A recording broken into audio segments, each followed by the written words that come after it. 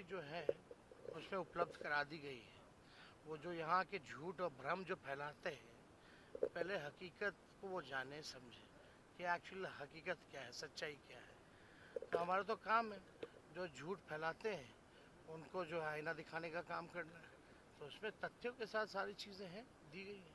कल प्रधानमंत्री ने यहाँ तक कह दिया कि महागठबंधन के नेता मुजरा करवा सकते हैं। इस तरह की छोड़िए ना, जैसी भाषा का स्तर जैसा गिरता जा रहा प्रधानमंत्री का, भाजपा के जो सपोर्टर्स हैं, समर्थक हैं, उनको भी अच्छा नहीं लग रहा कि प्रधानमंत्री होकर के ऐसी बोली में इतनी गिरावट, आश्चर्य की बात है।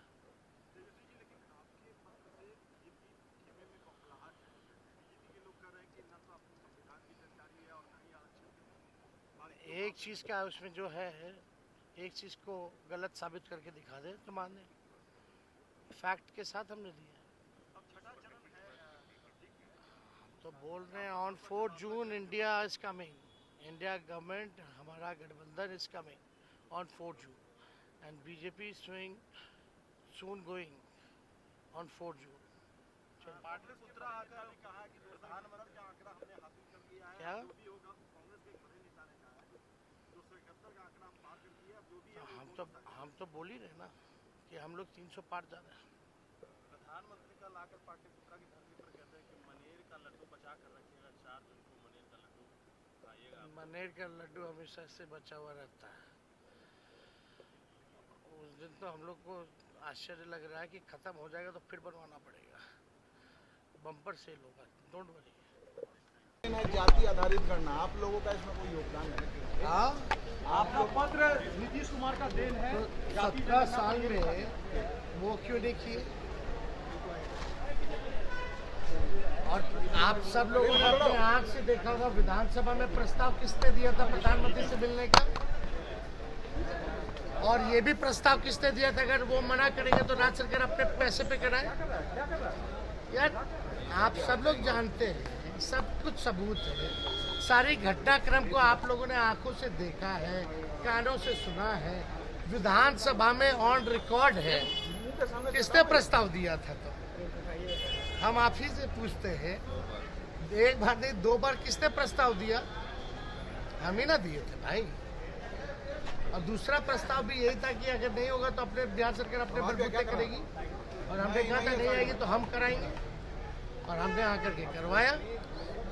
और यही नहीं, लेकिन ये बात तो साबित हो गया ना कि भाजपा के लोग नहीं चाहते थे। ये बात को भी थोड़ा बताना चाहिए ना, कौन क्या बोलता है।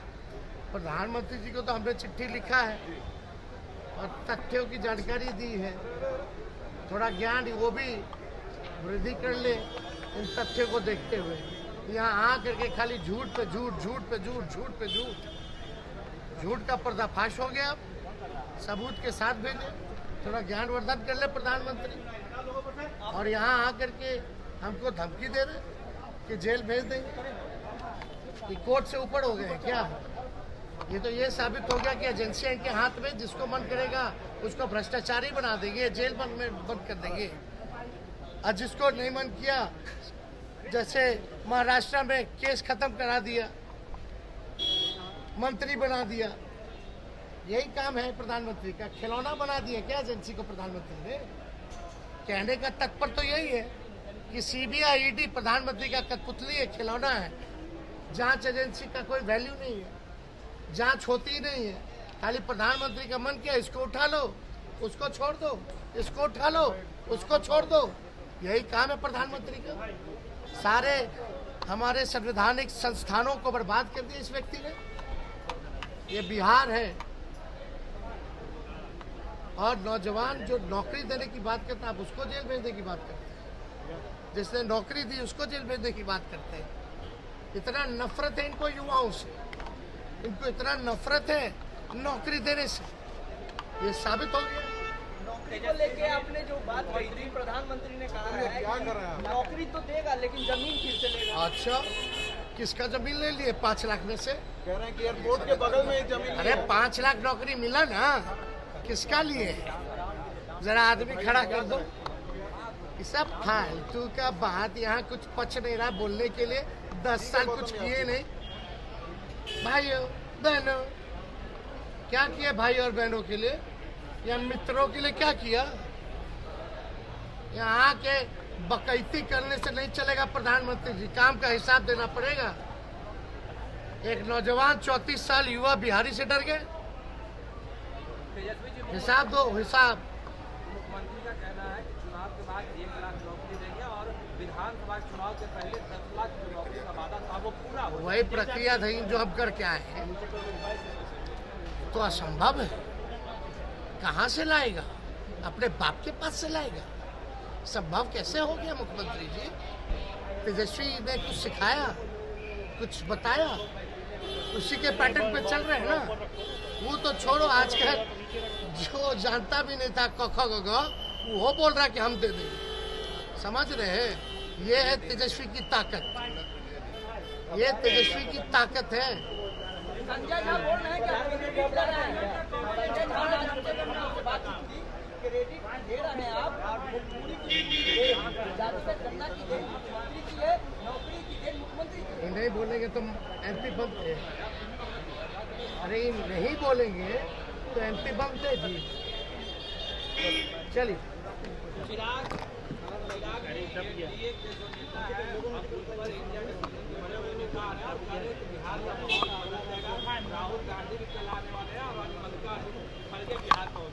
फाइनली इन लोगों को याद आया, जब हम लोगों ने आईना दिखाया तो इन लोगों को बिहार और बिहारियों की चिंता हुई।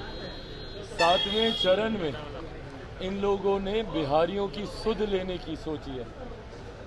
क्या मूर्ख हैं हम लोग?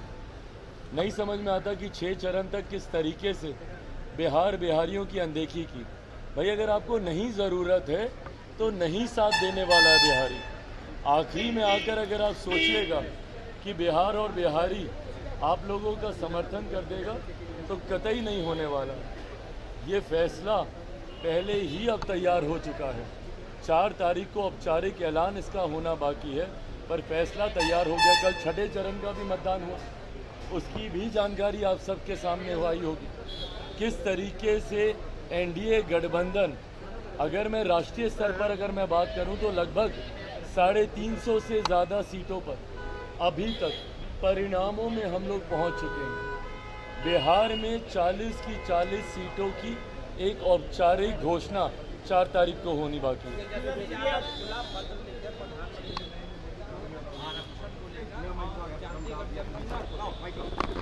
हाँ तो भाई लिखे पत्र, उसमें क्या है? आरक्षण को लेकर हम लोगों की सरकार की, मेरे प्रधानमंत्री जी की, देश के गृह मंत्री की, तमाम एनडीए के घटक दलों की नीति पूरी तरीके से स्पष्ट है।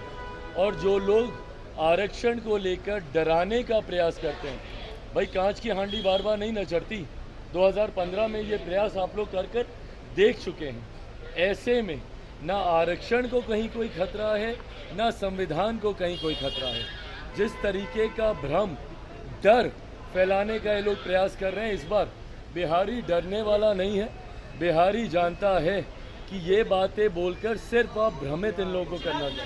तेजस्वी यादव कह रहे हैं कि प्रधानमंत्री मोदी जेल भेजने की बात कर रहे हैं 4 दिन के बाद, वो डर गए हैं। 25 साल का भाई देखिए, ये तमाम बातें न्यायिक प्रक्रिया का हिस्सा है। किसी को डराने की सोच के साथ नहीं। आपने भ्रष्टाचार किया है तो आप पर कार्रवाई होगी। दुनिया की कोई ताकत आपको बचा नहीं सकती अगर आप दोषी हैं। और यही बात मेरे प्रधानमंत्री ने कही। जहाँ तक रही बात डर की, कौन डरा हुआ है ये इनके बयानों से। जैसे जैसे बयानों की तीव्रता बढ़ेगी, प्रशासन की मिलीभगत है, कॉन्स्पिरेसी है, ये इसका एजेंट है, ये उसका एजेंट है। अभी तो हम बोल रहे हैं कि जिस दिन से आप लोग एग्जिट पोल शुरू कीजिएगा उस दिन से ईवीएम पे भी ठीकरा फोड़ना शुरू हो जाएंगे। तो 1 तारीख के बाद से 4 तारीख तक ये रोना गाना चलेगा ईवीएम को लेकर। और 4 तारीख के बाद तो फिर स्पष्ट ही हो जाएगा कि ईवीएम का दोष है, कैसे एनडीए को 400 प्लस सीटें आ गई। ये तमाम बातें अब उसी दिशा में जा रही हैं जिस दिशा में परिणाम आने वाले हैं। बहाने तैयार करने की रणनीति पर अब काम किया जा रहा है।